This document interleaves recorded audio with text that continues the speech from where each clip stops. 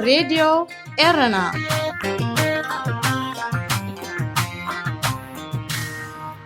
دغماي سلامتنا تقبلوا كبرات سمعتنا كابز قصيلو بعوت أرجاي سدالو أفريقيا أبسو موزيك قربلكم سنة مكتال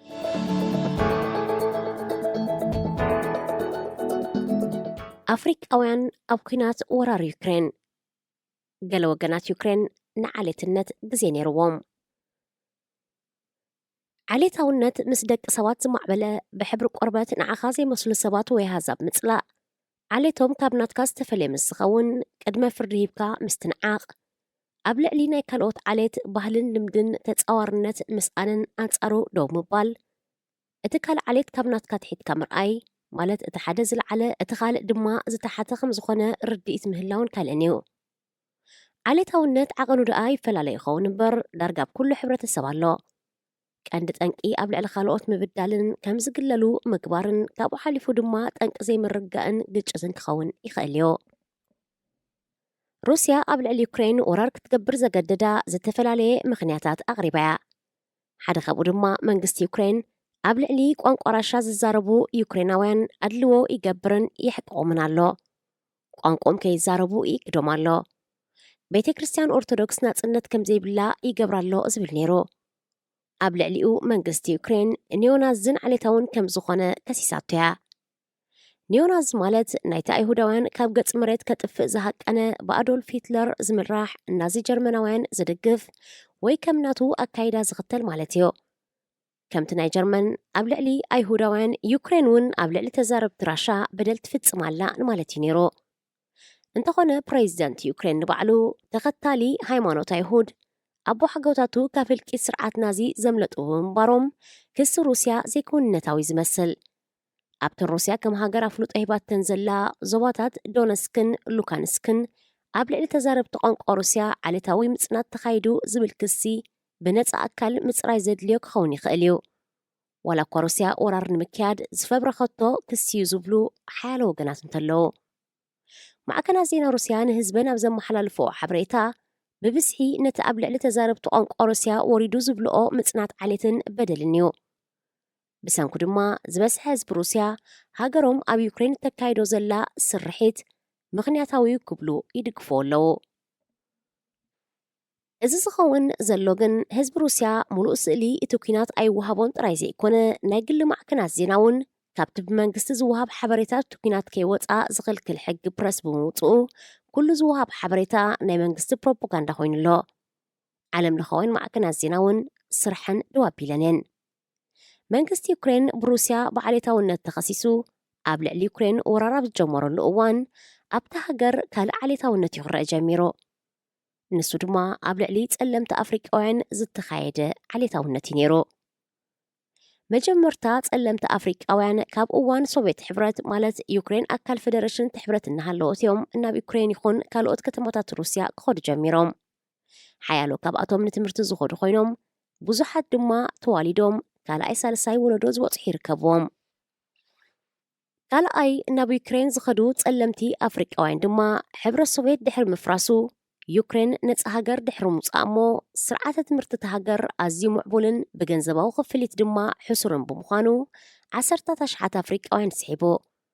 ብዙሓት ድማ ናብቲ ሃገር እናኸዱ ክመሃሩ ጸኒሖም ሩስያ ኣብ ልዕሊ ዩክሬን ኩናት ከፊታ ወራር ከም እተካይድ ስልያዊ ሓበሬታ ምርኩስ ብምግባር ሓያሎ ወገናት ይገልጹ ነይሮም ህዝቢ ዩክሬን ግን ክሳብታ ናይ መጀመርታ ሚሳይል እትትኮስ ከም ንቡር መዓልታዊ ናብርኡን ዋኒኑን እዩ ዘካይድ ነይሩ እዚ ከምዚ ኢሉ እናሃለወ መሬት ሰላም ኣሎ እናመሰለ ብ24 ለካቲት 2022 ንግሆ ሩስያ ብደብዳብ ሚሳይልን ነፈርትን ጀሚራ ታንክታትን ብሩዓት መካይን እናሰንያ ኣብ ልዕሊ ዩክሬን ወራር ጀሚራ ሚሳይላት ሩስያ ወተሃደራዊ ዕላማታት ጥራይ ዘይኮነ ህዝባዊ ኣገልግሎት ዝህብ ሆስፒታላት ዝርከቦ ህንጻታትን መንበሪ ኣባይትን ከይተረፈ ብምህራም ሓያሎ ከተማታት ዳግማይ ዝህነፅ ናብ ዘይመስል ዑና ክገብርኦ ጀሚረን ነዚ ተኸቲሉ ቆልዓ ሰበይቲ ዝርከብዎም ዜጋታት ዩክሬን ይኹኑ ካልኦት ኣብቲ ሃገር ዝቕመጡ ዝነበሩ ወጻእተኛታት ናብ ውሕስ ዝበልዎ ቦታ ብፍላይ ድማ ናብ ጎረባብቲ ሃገራት ክውሕዙ ጀሚሮም ካብ 18 ክሳብ 60 ዝዕድሚኦም ዩክሬናውያን ደቂ ተባዕትዮ ሃገሮም ካብ ወራር ክከላኸሉ ስለ ዝነበሮም ካብ ሃገር ከይወፁ ተኸልኪሎም እዮም። ብሰንኪ እዚ ሓያሎ ስድራ ቤታት እፋሕ ክብላ ተራእየን። ደቂ ተባዕትዮ ምስ ስድራኦም ተፋንዮም ናብ ዓውደ ኩናት ከምርሑን ከለው ቆልዓ ሰበይቲ ድማ ናብ ስደት ኣምሪሖም። ኣብዚ ባቡራት ይኹና ኣውቶቡሳት ብዘይካ ቆልዓ ሰበይቲ ካልእ ከየመላለሳ ተኸልኪለን።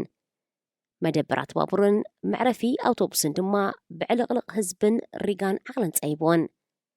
ዩክሬን ኣብ መዓልታት ናብ ዓውደ ኩናት ተቐይራ።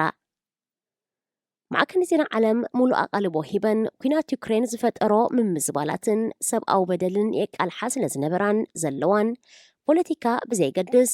ብዙሕ ሰብ ኩናት ዘኸተሎ ዕንወት ብምግንዛብ ኣብ ልዕሊ ህዝቢ ዩክሬን ድንጋፀን ድጋፍን ኣርእዮ። ኣብ መንጎቶም ካብ ዩክሬን ክወፁ ዝፍትኑ ዝነበሩ ኣህዛብ ሓያሉ ኣፍሪቃውያን ነይሮም። እዞም ኣፍሪቃውያን ዓሌታዊ ኣድልዎ ይገጥሞም ከም ዘሎ ኣብ ማሕበራዊ መራኸቢታት ክጽሕፉ ጀሚሮም። ኣብ መጀመርታ ገለ ተዓዘብቲ ኣፍሪቃውያን ናይ ግዳይ ምዃን ቦታ ይፃወቱሎ ክብሉ ሸለል ክብልዎም መሪፆም። እንተኾነ እቲ ናይ ዓሌታውነት ክሲ እናበዝሐ ብምምፅኡ ኣቓልቦ ማዕከናት ዜና ክረክብ ጀሚሮ። ኩናት ኣሎ፣ ዩክሬን ትፈርሳላ፣ ህዝቢ ይሃድማሎ፣ ገለ ወገናት ዩክሬን ግን ንዓሌትነት ግዜ ነይርዎም ክብል ነቲ ኩነታት ብኣስተንትኖ ዝገለጾ ጋዜጠኛ ቢቢሲ ኣፍሪቃ ፔተር ኣኳቸ እዩ። ንሱ ነቲ ኣብ ልዕሊ ኣፍሪቃውያን ተኻይዱ ዝበሎ ዓሌታውነት ባዕሉ ከረጋግጾ እዩ ተበጊሶ። ኣብ ልዕሊ ዩክሬናውያን ዝወረደ ወፅዓን በደልን ክትገልጾ ዘጸግም ኣዝዩ ልብኻ ዝትንክፍ ከም ዝኾነ ዝገልጽ ጋዜጠኛ ፔተር ኣኳቸ ኣፍሪቃውያን ወላ እኳ ብቁፅሪ ውሕዳት እንተኾኑ ወፅዖኦም ከም ኩሉ ወፅዓታት ኣቓልቦ ክወሃቦ ከም ዝግባእ ብምእማን ብኣካል ናብ ዩክሬንን ጎረባብቲ ሃገራትን ኣምሪሖ። ፔተር ኣኳቸ ኣብ ዩክሬን ኣብ ዝበፅሓሉ እዋን እቲ ኩናት 2 ሰሙን ኣቕፂሩን ድሮ ልዕሊ 2 ሚልዮን ስደተኛታት ተኸቲሉን ፀኒሕዎ። ናይጀርያዊት ተምሃሪት ጀሲካ ኣራክቦ ኣብ ዝሃበቶ ቃል ድማ ከምዚ ትብል፣ ዝበዝሑ ጸለምቲ ኣፍሪቃውያን ናብ ባቡር ከይድይብዮም ተኸልኪሎም። ዝተዋህቦም ምኽንያት ድማ ባቡራት ንደቂ ኣንስትዮን ህፃናትን ዝብል ነይሩ። እንተኾነ ኣፍሪቃውያን ደቂ ኣንስትዮን ህፃናትን እውን ኣብ ባቡር ከይድይቡ ተኸልኪሎም። ባቡራት ንዩክሬናውያን ጥራይ ከም ዝኾናን ኣፍሪቃውያን ብእግሮም ክኸዱ ተነጊርዎም። ኣብ ዩክሬን ን14 ዓመት ዝተቐመጠ ካልእ ናይጀርያዊ ክኢላ መጥባሕቲ መምህር ዩኒቨርሲቲን ዶክተር ኣዋፈ ጎጎ ኣብይተ ብወገኑ ዩክሬን የፍቅራየ ኣብ ምቕያር ህይወተይ ድማ ዓብ ተራ ተፃዊተያ። ኩናት ሃንደበት ብምንባሩ መንግስቲ ዩክሬን ንህዝቡ ዘየድሓነ ንኣፍሪቃውያን ኣቓልቦ ክህብ ምጽባይ ጌጋዩ። እቲ ዘሕዘኖ ግን ኣብ ዶብ ፖላንድ ዝረኣዮ ኣፈላላይ ምዃኑ ይገልጽ። ኣብ ዶብ ምስ በጻሕና ይብል እቲ ዶክተር ዩክሬናውያን ንበይኖም ኣፍሪቃውያንን ኤስያውያንን ድማ ንበይንና ክንስራዕ ተነጊሩና። ዩክሬናውያን ብዘይ ጸገም ዶብ ክሰግሩን ከለው መስርዕ ኣፍሪቃውያንን ኤስያውያንን ግን ንልዕሊ ሓደ መዓልቲ ፍጹም ከም ዘይተንቀሳቐሰ ይሕብር። ድሕሪ ነዊሕ ምጽባይን ቁርን ኣፍሪቃውያን እቶም ድሕሪት ናብ ፖላንድ ክሰግሩ ዝተፈቕደሎም ምንባሮም ድማ ይገልጽ። ቤክን ማይክልን ዝተባህሉ ኡጋንዳውያን ሰብ ሓዳር ኣብ ዩክሬን ንልዕሊ 10 ዓመት ዝተቐመጡ ኮይኖም 2 ውሉዳት ማለት ሓደ ወድን ሓንቲ ጓልን ድማ ኣለውኦም። ንሳቶም ኣልፋ ኣልፋ ዝብል ናይ ሙዚቃ ባንድ ብምስራት ብሙዚቃዮም ህይወቶም ዝመርሑ ነይሮም። ኣብ ከተማ ሃርኪቭ ድማ ይቕመጡ ነይሮም። ሰላማዊ ናብራዛ ስድራ ቤት ብኩናት ምስ ተመዛበለት ንሳቶም እውን ከም ሰቦም ናብ ውሕስ ቦታ ክጉዕዙ ነይርዎም። እንተኾነ ንሳቶም እውን ኣብ ዶብ ፖላንድ ምስ በጽሑ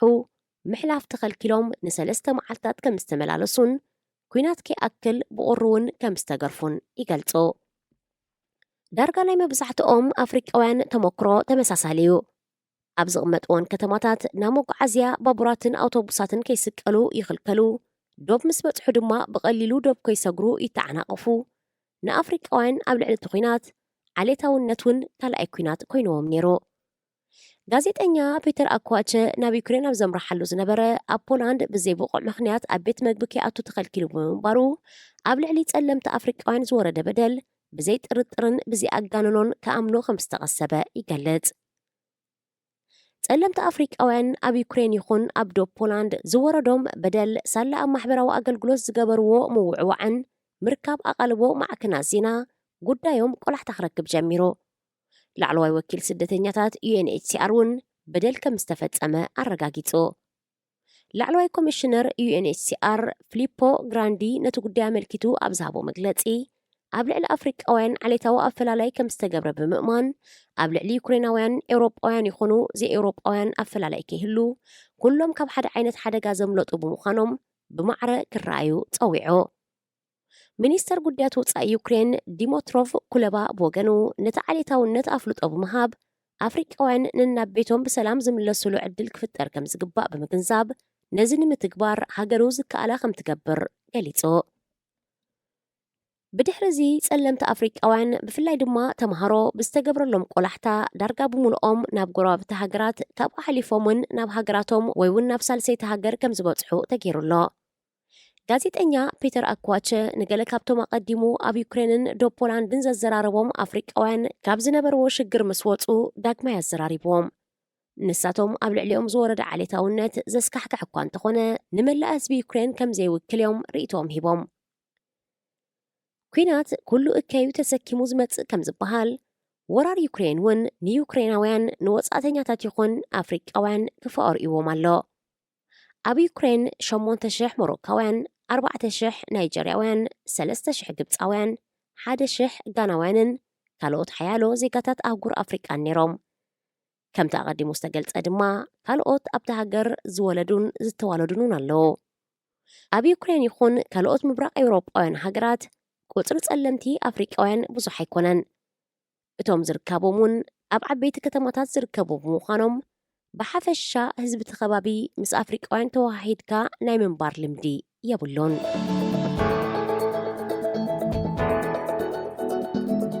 ጊኒ ብዕልዋ ናብ ስልጣን ዝደይበ ወተሃደራዊ ጁንታ ስልጣኑ የናውሕ ኣባል ወተሃደራት ወፃኢ ፈረንሳ ለጌዮን ዝነበረ ኣብ ኣፍጋኒስታን ጅቡቲ ኣይቮሪ ኮስት ማእከላይ ኣፍሪቃን ካልኦት ሃገራትን ዘገልገለ ኮሎኔል ማማዱ ዱምብያ ሰራዊት ብምምራሕ ኣብ መስከረም 2021 ኣብ ጊኒ ዕልዋ መንግስቲ ብምግባር ስልጣን ጨበጠ በዓል ስልጣን እዩ ኮሎኔል ማማዱ ዱምብያ ዕልዋ ብዘካየደሉ ብልሽውና ኣብ ዝበፅሓሉ ሰብኣዊ መሰል ኣብ ዝተረግፀሉ ምሕደራ ቁጠባ ኣብ ዝተበላሸወሉ ሰራዊት ኢዱ የእትዩ ስልጣን ካብ ምጭባጥ ሓሊፉ ካልእ ኣማራፂ ከም ዘይብሉ ገሊጹ ነይሩ ዝመርሖ ወተሃደራዊ ጁንታ ድማ ኣብ ውሽጢ 18 ኣዋርሕ ስልጣን ናብ ሲቪል ከም ዘረከብ እዩ መብፅዓት እዩ ነይሩ ህዝቢ ጊኒ ከምኡውን ፖለቲካውን ተቃወምቲ ሓይልታት ነቲ ወተሃደራዊ ጉጅለ ሓንጎፋ ኢለን ክቕበልኦም ከለዋ ሓያሎ ሃገራትን ውድባትን ግን ነፂገንኦ እየን ውድባት ሕቡራት ሃገራት ማሕበረሰብ ቁጠባ ምዕራብ ኣፍሪቃ ኤኮዋስ ሕብረት ኣፍሪቃ ሕብረት ኤውሮጳ ነቲ ዕልዋ ብትሪ ተቃዊሞንኦ ነይረን ብቑሞቱን ቀላጽሙን ዝልለ ኮሎኔል ማማዱ ዱምብያ ከም ተቐዲሙ ዝኣተዎ መብፅዓ ዘይኮነ ኣብ ዝቐረባ መዓልትታት ኣብ ዝሃቦ መግለጺ መሰጋገሪ መንግስቲ ናብ ሲቪል ብሕጂ ድሕሪ 39 ኣዋርሕ ማለት 3 ዓመት ከም ዝካየድ ብምግላጹ እቲ ሃገር ናብ ዲሞክራሲ ክትሰጋገር ዝነበራ ተስፋ ኣቕሂምዎ ኣሎ ማሕበረሰብ ቁጠባ ምዕራብ ኣፍሪቃ ኤኮዋስ ወተሃደራዊ መንግስቲ ጊኒ ናብ ሲቪላዊ ምምሕዳር ክምለስ ክሳብ ዕለት 15 ሚያዝያ ማለት ቅድሚ 2 ሰሙን ናይ መወዳእታ ዕድል ሂቡ ነይሩ ሕጂ ድማ ዝገደደ ን3 ዓመት ምስጋሩ ምስቲ ወተሃደራዊ መንግስቲ ዘይምቅዳው ተፈጢሩሎ ኤኮዋስ ንጊኒ ሓዊስካ 15 ጎረባብቲ ሃገራት ምዕራብ ኣፍሪቃ ዝጥርነፍ ብምዃኑ እሞ ድማ ጊኒ ምትዕርራይ እንተዘይክኢራ ኣብ ልዕሊ እቲ ሃገር ቁጠባዊ ገዳ ከም ዝገብር ኣፍሊጡ ምንባሩ ክፍለጥ ተኻኢሉ ብቕዋም ምምሕዳር እቲ ሃገር ናብ ሲቪላዊ በርጌስ ክምለስ ፀዊዐን ሕብረት ኣፍሪቃ ንኣብነት ጊኒ ካብ ኣባልነት ሕብረት ንግዚኡ ገሊልዋ ኣሎ ብኮሎኔል ማማዲ ዝምራሕ ወተሃደራዊ ጁንታ መንግስቲ ፍሪሱ ባይቶ በቲኑ ቅዋም ከም ዘወንዘፈ ዝግለጽ ኮይኑ ባዕሉ ዝመረጾም 80 ሰባት ዝሓቆፈ ኣባላት ባይቶ ኣቂሙ ብምህላው እቲ ሃገር ናብ ውልቀ መላኽነት ከይተምርሕ ተሰጊኡሎ ብዕልዋ ዝተኣለየ ፕሬዚደንት ነበር ኣልፋ ኮንደ ኮሎኔል ማማዱ ዱምብያ ብፍሉይ ሓይልታት ክመርሕ እዩ መዚዝዎ ነይሩ ንሱ ነቲ ኮሎኔል ስልጣኑ ንምንዋሕ ክጥቀመሉ እኳ ሓሲቡ እንተነበረ ተገምጢሉ ንዕኡ ካብ ስልጣን ከም ዝኣለዮ ተንተንቲ ፖለቲካ ሃገር ይሕብሩ ካሓይኮ ካብ ዝኽእል ንላዕሊ ዝኮለሰ ኣግዚፉ ብምውሓጡ ጎረርኡ ዝተሓንቀ ህርፋን ስልጣን ዘውድቆ ዓመት ቅዋም ዝሓንኮሎን ካልእን እናተባሃለ ብማዕከናት ዜና ዝተገልጸ ፕሬዚደንት ጊኒ ኮናክሪ ነበር ኣልፋ ኮንደ ናይ ስልጣን ገደብ ብምጥሓስዩ ኣብ ስልጣን ክቕጽል ሓሲቡ ነይሩ ኣልፋ ኮንደ ፕረዚደንት ኮይኑ ተመሪጹ ቅዋም ሃገሩ ዘፍቅዶ 2.5 ዓመት ናይ ግዜ መቓን መራሒ ኮይኑ ድሕሪ ምግልጋል ኣብ 2020 ስልጣኑ ክረክብ ይግብኦ ነይሩ።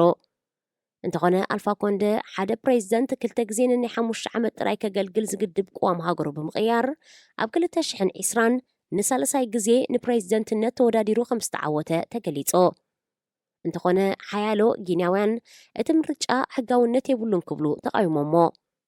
ካልኦት እውን እቲ ፕሬዚደንት ኣብ ምርጫ ናይ ድምፂ ዓመፅን ምድነጋርን ገይሩ ብምባል ተቃዊሞምን ሰላማዊ ሰልፍታት ኣካይዶምን። ኣልፋ ኮንደ ካብ ስልጣኑ ተዓልዩ ብወታደራት ኣብ ዝተታሕዘሉ ግዜ ኣብ ቅድሚ ህዝቢ ዓለም ተዋሪዱ እዩ። ብተንቀሳቐሲ ቴሌፎን ተቐሪጹ ኣብ ማዕከናት ዜና ዓለምን ማሕበራዊ መራኸቢታትን ዝተዘርግሐ ተንቀሳቐሲ ስእሊ ቪድዮ ፕሬዚደንት ኣልፋ ኮንደ ባድላ ተኸዲኑ ኣብ ፕሬዚደንታዊ ቤት ጽሕፈቱ ከቢሩ ኮፍ ኢሉ ዘርኢ ነበረን። እንታይ ደኣ ብኣንጻሩ ወጀብጀብ ኢሉ ለቢስዎ ዝነበረ ካምቻ ሞልጎሙ ተኸፊቱ ስርዓት ብዘይብሉ ገባብ ተለኽሲሱ ሓደ እግሩ ኣብ ሳሎን ስቕ ኢሉ ኮፍ ኢሉ ይርአ ነይሩ።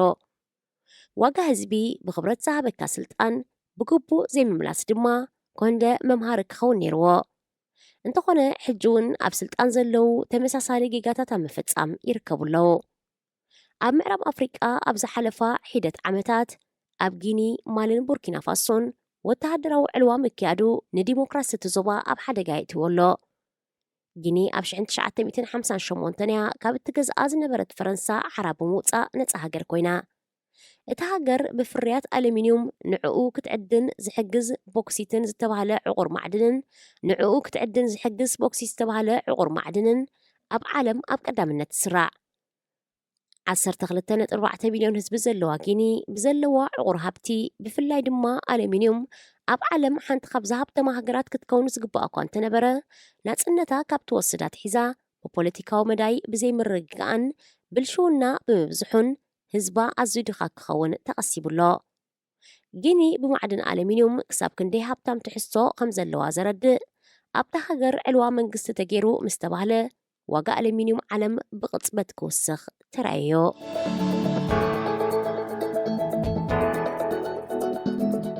ኣፍሪቃ ኣብ መዓልቲ ሰራሕተኛታት። ዓለም ለኻዊ መዓልቲ ሰራሕተኛታት ኩሉ ግዜ ጉንበት ሓደ እዩ ዝውዕል። ኣብ መጀመርታ ጉንበት ብቋንቋ እንግሊዝ ድማ መይ ስለ ዝውዕል ዳርጋ ዝበዝሕ ብመይደይ እዩ ዝፍለጥ። ሰራሕተኛታት ዓንዲ ሕቁቕ ጥባ ብምዃኖም መዓልቲ ሰራሕተኛታት ወይ መይደይ ክጅምር እንከሎ መሰል ሰራሕተኛታት ንምሕላው ኣብ 1856 ኣብ ኣውስትራልያ እዩ ተጀሚሩ። መጀመርታ ጠለብ ሰራሕተኛታት ድማ ሓደ ሰራሕተኛ ኣብ መዓልቲ 8 ሰዓት ጥራይ ክሰርሕ ኣለዎ ዝብል ነይሩ። ወፃ ሰራሕተኛታት ኣብ ኩሉ ክፋል ዓለም ብምንባሩ ፃውዒት ምምሕያሽ ኩነታት ሰራሕተኛታት ካብ ኣውስትራልያ ሓሊፉ ናብ ሃገራት ኣሜሪካ፣ ኤውሮጳን ኤስያን ክልሕም ግዜ ወሰደሉን። ነፍሲ ወከፍ ጉንበት ሓደ ድማ ሰራሕተኛታት ኣድማ ምግባር ዘሕልፍዋ መዓልቲ ኮይና ፃውዒት ሰራሕተኛታት ድማ መንግስቲ ምስ ኣስራሕቲ ብምውሃድ ንሰራሕተኛታት ዝጥዕም ኩነታት ስራሕን መሃያን ምፍጣር ነይሩ። እንተኾነ ሓያሎ ዘይዲሞክራስያውያን ሃገራት መዓልቲ ሰራሕተኛታት ኩነታቶም ዝመሓየሸሉ መንገዲ ኣብ ምቋም ዘይኮነ ከም ጽምብል ወይ ፌስቲቫል ከም ዝኽበር ክገብራ ጀሚረን። ብማርክሳዊ ስነ ሓሳብ እትምራሕ ዝነበረ ሶቪየት ሕብረት ድማ ሓንቲ ካብ ቀንዲ ነቲ መዓልቲ ብጽምብል ዘኽብራ ሃገራት ኮይና መዓልቲ ሰራሕተኛታት ኣብ ሓያሎ ሃገራት ኣህጉር ኣፍሪቃ እውን ይበዓል ወይ ድማ ተዘኪሩ ይሓልፍ እዩ። በቲ ኣጋጣሚ ድማ እዛ ዝሓለፈት መዓልቲ ሰራሕተኛታት ንሰራሕተኛታት ኣፍሪቃ እታ ዝኸበደት ምንባራ ዓለም ለኻዊ ማዕከን ገንዘብ ገሊጹ። ሎሚ ዓመት ኮሮና ቫይረስ ድሕሪ ዘውረዶ ዕንወት ወራር ሩስያ ኣብ ልዕሊ ዩክሬን ተሓዊስዎ መነባብሮን ዋጋ ሃለኽትን ብዝተዓጻጸፈዩ እናወሰኸ ዝመጽእ ዘሎ። እዚ ድማ ብፍላይ ንሰራሕተኛታት ኣፍሪቃ ኣዝዩ ሃሳይ ኮይኑ ከም ዘሎ ተፈሊጡ። ዋጋ መነባብሮ እንክውስኽ ማያ ኣፍሪቃውያን ሰራሕተኛታት ማዕረ ማዕሪኡ ቁልጡፍ ምትዕራይ ዘይግበረሉ ብምዃኑ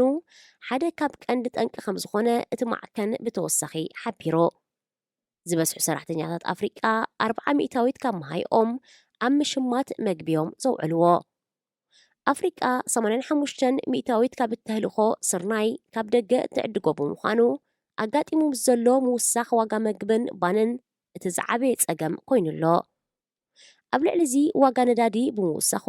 ማዕረ ማዕሪኡ ዋጋ መጓዓዝያን ካልእ ሃለኽትን ኣብ ዝለዓለ ጥርዚ በፂሑ ይርከብ።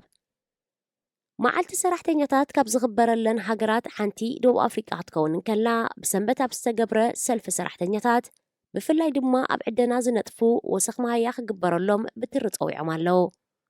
بريزيدنت دو أفريقيا سيراك رامافوسا نمعالتي سراحتنياتات ملكتو مدرخ سمعوكان تنبرو سلفنياتات مهيا سراحتنياتات كتعراري ويدما كاب سلطان كإلا بعوتا كتصوع بمجمارهم مدرخ يسمع كامناي سلف بوتا تعجبو كخيت تجديدو مزقاير ግዜን በብእዋኑ ዝኸብር ዘሎ ክብረ ሃለኽትን ብዝመጣጠን መነባብሮ ሰራሕተኛታት ንምምሕያሽ ምምዕራያት እንተዘይተገይሩ ሰራሕተኛታት ፖለቲካዊ ሕቶታት ከለዓዕሉን ናዕቢ ክገብሩን ከም ዝኽእሉ እዚ ድማ ናብ ዘይምርጋእ ከምርሕ ከም ዝኽእል ተገሊጾ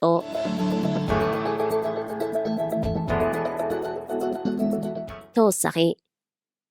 ኣቐዲሙ ብዛዕባ ናይ ጊኒ ጸብጻብ ተነቢቡ ነይሩ بجيني زتصوعا 4 هاجرات كم زلوا أستوعلكم لا تفلتوا إتن هاجرات أقدمات ستقصت جيني حدا أوان بجيني كوناكر التفلات جيني بيساو إكواتوريال جينين بوبوا نيو جينينين حانت تمساسال اسم زلوا أبدو أمريكا التركب جيناون اللاتن جيني زبل السم كاب جيناون زبل قوانق أبربر زنقال قوينو تسلم زبل ترقم دمالوا أب معرب أفريقيا نزركبو أحزاب استوهبين نيرو بورتوغالاوين جزاتي نتاسم نمجمرتا جزيخ تقومولان كلو زبسحة كفال معرب أفريقيا جينن نابولي تصوعو نيروم أوروباوين هاجرات نا أفريقيا مقاقيلوم أبزغازقلو بورتيجيس جيني إسبانيش جيني فرنش جيني جرمن جيني زبلاسمات هاجرات تأميقوم إتن هاجرات ناتسنتن مستقونات صفا بقدم تقتل جيني بيساو إكواتوريال جيني جيني كوناكري تبهيلن كتصوعان كلوا جرمن جيني دما شمان بمقيار كاميرون توغون تبهيلن تسمين إسبانياوين جزاتي أبروحهم إبراق كيدوم أب أوشانيا جزات مسحزو إتوم هزبي تسألم تخوينهم رخيبهم نجزاتهم دما بوبوا نيو جيني لوم تأميقهم إتجيني زبلك قال تسألمتي زنبرولو نمباليوم تتقيممولو